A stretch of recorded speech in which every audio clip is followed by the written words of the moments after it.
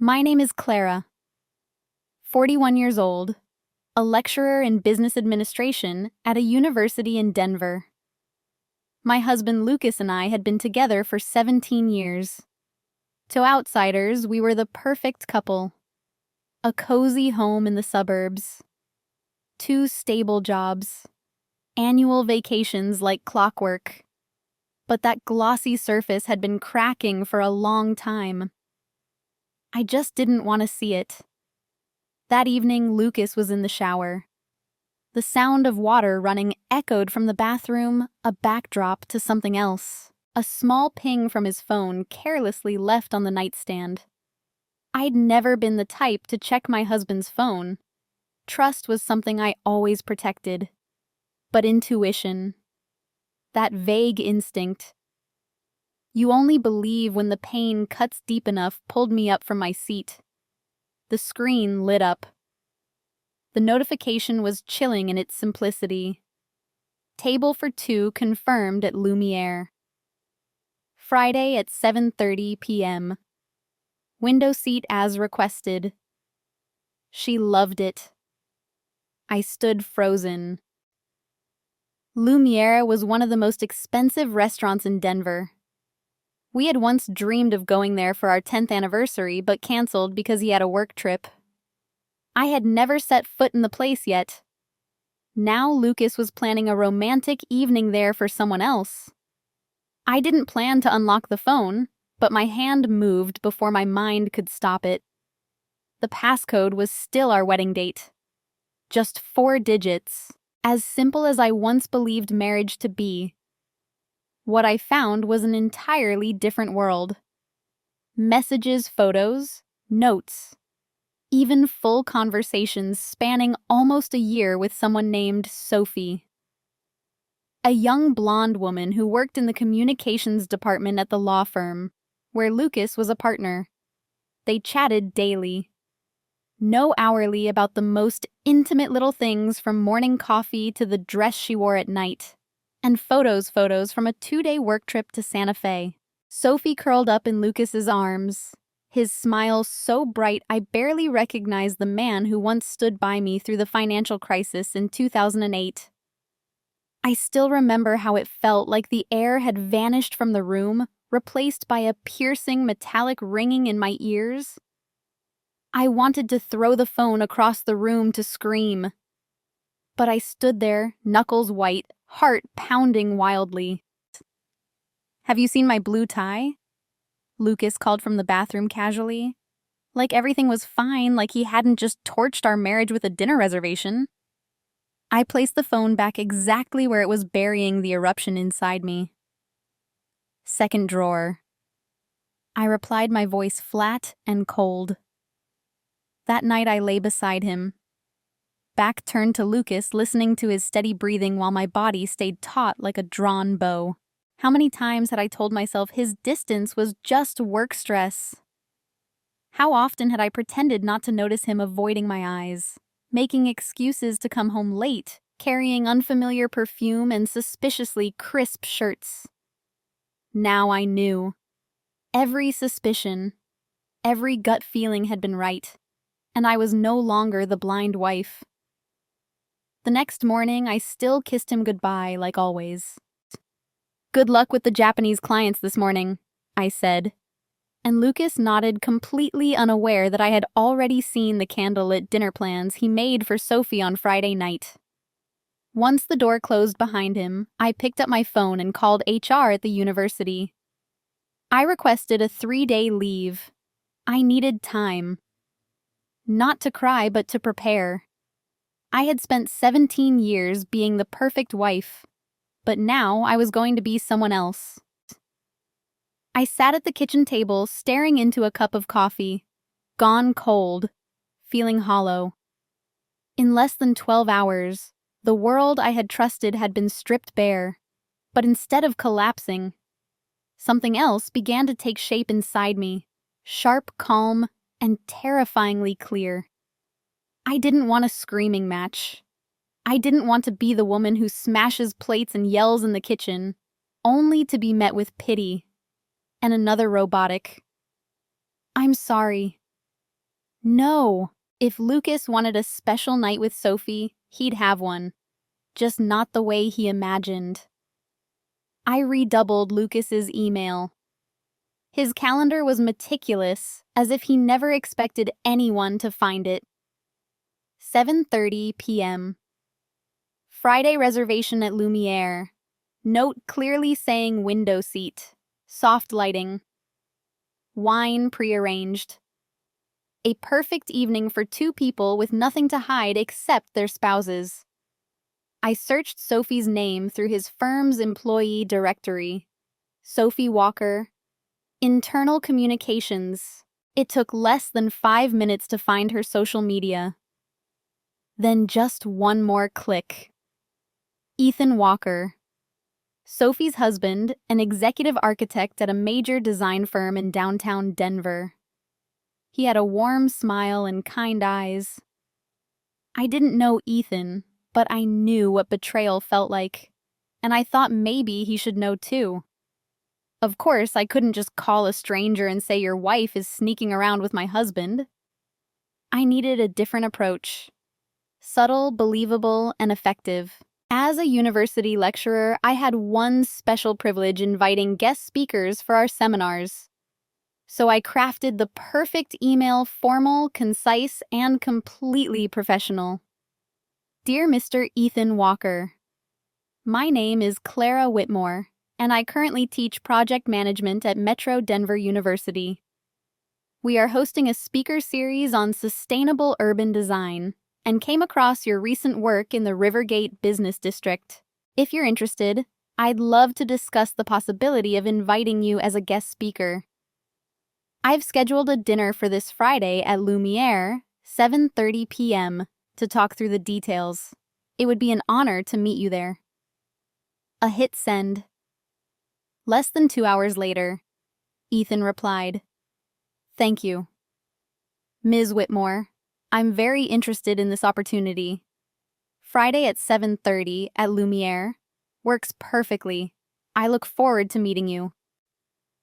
I read that line over and over, heart-pounding with a strange mix of nerves and sorrow. He didn't know yet, but he would. Not through anger, but through the clarity of truth. The hardest part was next. Booking the table, I called Lumiere directly. Good evening, the hostess answered. We have a few tables left for Friday. Do you have a preference? A table for two near the window if possible, I said calmly. And if there's one available near the reservation under Hamilton and Rothman, ideally next to theirs, we're potential partners and would like to be nearby. A half-truth. And it worked. Certainly, ma'am. I'll seat you near them. Any special requests for wine or the menu? Just a good view, I replied with a small smile, though she couldn't see it. Friday night. Ethan and I would be seated just steps from Lucas and Sophie, close enough to see every expression, every movement close enough to shatter the illusion they'd built in the dark. I hung up the phone and sat still for a long moment. Everything was ready. No screaming, no accusations, just a quiet, devastating reveal. Perfectly timed. Lucas always thought I was soft. He was wrong, and Friday night would prove it. I arrived at Lumiere 20 minutes early in a teal silk dress Lucas once said was too loud for dinner. My hair in a soft bun. Makeup subtle and champagne heels. I'd never worn outside the box. Until now, I didn't dress to impress anyone. I dressed for battle. And tonight's battlefield was a 5-star restaurant lit by candlelight, the soft strains of a violin, and glimmering crystal glasses. The waiter led me to the reserved table, a perfect spot. From here, I could see the window table, the one where Lucas and Sophie would sit. They hadn't arrived yet. I sat down and ordered a martini, my chest tightening. No matter how much I had prepared, the moment of confrontation still made it hard to breathe. Not from fear, but from finally facing a truth I had avoided for over a year. Clara Whitmore, a deep, warm voice called behind me. I turned around. Ethan. Walker stood there, tall, dressed in a dark shirt with a polite smile. He looked exactly like his photos online, though his eyes were a bit more tired, maybe from work, or maybe from what he didn't yet know was about to unfold. "I'm really glad you came," I said, standing to shake his hand. "Thank you for accepting on such short notice. The pleasure's mine." "The topic you brought up really intrigued me," he replied, and took the seat across from me. We started with small talk about urban planning education and the role of sustainable architecture. I listened, nodded, asked questions, but my eyes kept drifting toward the entrance. Then they arrived. Lucas wore the gray blazer I gave him for his birthday last year. Sophie had on a tight red dress, walking confidently, as if the world revolved around her. When Lucas pulled out her chair, they laughed together like they were starring in their own romantic film, far removed from the real world. I tightened my grip on the glass and kept my tone steady as I continued speaking with Ethan. He was too kind to notice I was holding back a storm. I watched Lucas lean in, pour wine, his hand grazing Sophie's wrist. She smiled and tilted her head, the candlelight catching on her sparkling earrings. As I turned to grab my napkin, my eyes met Lucas's. He froze, his wineglass nearly slipped, if not for the waiter catching it in time. Sophie followed his gaze and saw me. Before they could react, I turned back to Ethan. "Excuse me for a moment," I said softly. "I need to use the restroom." On my way, I planned each step. I didn't want a dramatic slap, like in some TV drama. I wanted the truth, bare cold and undeniable. Just as I stepped out from the restroom area, I ran into Sophie. She froze, eyes wide. "You're Clara, right?" Her voice was barely above a whisper. I nodded. "And you're the one holding hands with my husband under the table, while your husband is sitting less than 10 steps away." Her face went pale, lips trembling. "Please, not here." "Not. Why not?" I tilted my head, keeping my tone calm. "Isn't this the perfect place? Candlelight wine, soft music. Everything set for a perfect performance." "Claire, I didn't." "I don't want excuses, but Ethan deserves to know." "Doesn't he?" I glanced toward my table where Ethan was looking around with concern. "He deserves to know who his wife is really having dinner with." Sophie turned as if to run, but Lucas was already behind her, his face white. "Clara, what are you doing here?" I looked at him, then called out, "Ethan, could you come here for a second?" Ethan approached, eyes focused. "What's going on?" I looked him in the eye. "Ethan, this is my husband, Lucas, and I believe you recognize Sophie. Your wife." The entire restaurant seemed to freeze in that breathless moment. Sophie covered her mouth as tears welled up. Lucas stepped back. Ethan turned to his wife. Hurt, written all over his face. I turned and walked away, leaving them in the chaos. But before I left, I added calmly, "Oh, and don't worry. Dinner's still on." Lucas. His company card seems quite familiar to her. I walked out head high, leaving behind full glasses, unsaid apologies, and 2 unfaithful people drowning in the truth. They couldn't escape. When I returned to my table after that brief confrontation, Ethan was still standing, staring at Sophie trembling in Lucas's arms. They both looked pale, like they had been yanked out of a beautiful dream and thrown into brutal reality. I signaled the waiter. "Please," I said gently but firmly. I need a private room, and if possible, merge our table with that of Mr. Lucas Hamilton. It seems we have a few things to clarify. The waiter paused for a moment, then nodded. I'll arrange it immediately, ma'am. Within 5 minutes, we were ushered into a discreet private room. Soft lighting the table set for 4. I sat down first. Ethan beside me. Lucas and Sophie sat across, stiff like students caught cheating on their final exam. No one spoke, no sound of chairs scraping, no clinking silverware. Just distant music and heavy breathing mixed into the air.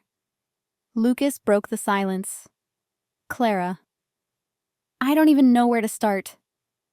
Start 3 days ago, I said, pouring water into my glass. When you got the reservation confirmation, and I happened to see it on your screen, that's when I knew both of them froze. Sophie looked down and Lucas opened his mouth to speak, but I raised my hand. I don't need a monologue. I read every message, Lucas, every word, every photo, every secret trip to Santa Fe. Don't try to imagine what it was like reading that. I remember exactly how it felt. Sophie whispered, I'm sorry. I turned to Ethan. He's my husband, and she's your wife. The least we deserve is the truth, said to our faces. Ethan sat still, eyes locked on Sophie.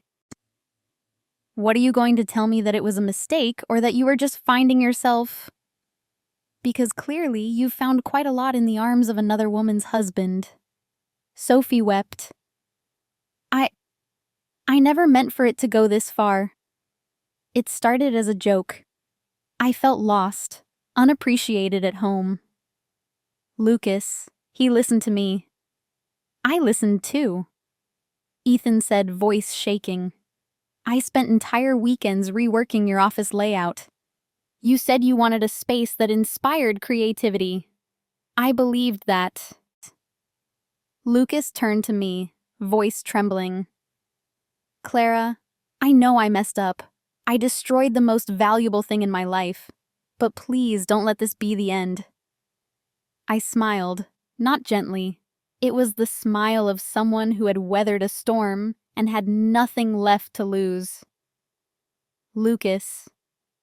The end didn't start tonight. It began the moment you looked at Sophie, the way you used to look at me. That's when you decided that wedding vows were just words, not a commitment. He lowered his head. Sophie turned away, tears falling freely. I pulled a hotel key from my purse and placed it on the table. I'll be staying at the hotel across the street tonight. I already booked it. Nothing surprising. Lucas, you're welcome to go home if you still have the nerve. I'll return Monday morning. It'd be best if you weren't there by then. Lucas panicked. Clara, please don't do this. I'll do anything to fix it. You can't fix a house that's rotten at the foundation, I replied. I used to be the kind of woman who always forgave, but now I've learned that sometimes forgiveness is just betrayal of yourself. I adjusted my dress, then turned to Ethan. I'm truly sorry you had to find out this way. He nodded silently. Thank you for showing me the truth. It hurts, but I needed it. I looked at the other two. One last time. I wish you both luck. Not because I forgive you, but because everyone pays for their choices sooner or later. I walked out of Lumiere without looking back. The sound of my heels echoed sharply on the stone path cutting through the still night air of the upscale district. In my hand was a small clutch holding the key to room 1203 at the Celeste Hotel. A suite overlooking downtown, where the lights never go out, even when the heart already has. When the front desk greeted me with a professional smile and handed me the key card, I nodded silently. Inside the room, I locked the door, slipped off my heels, and walked to the large window. The amber lights of the city reflected against the glass, casting my gaze into the distance.